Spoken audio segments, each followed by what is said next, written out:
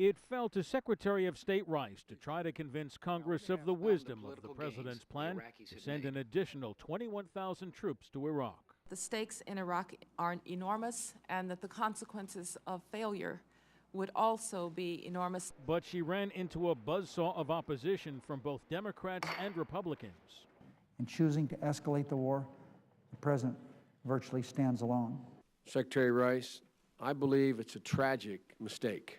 The most dangerous foreign policy blunder in this country since Vietnam, if it's carried out. The hearing was at times combative, Hagel and Rice clashing over the description of the added troops. I don't see it, and the president doesn't see it, as an escalation.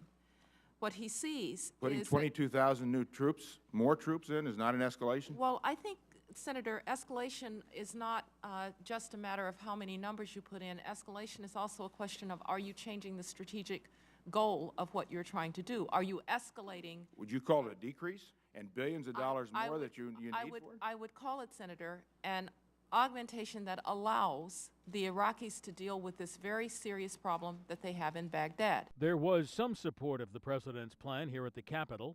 I think the president should be given a chance to carry this out rather than condemn it before it even starts. It seems to me it would be appropriate to give it a chance to succeed. But while Rice told lawmakers the U.S. is not married to this plan if it clearly is failing, an early critic of the war doesn't want to wait and wants to cut funding. It is time to use the power of the purse to bring our troops out of Iraq.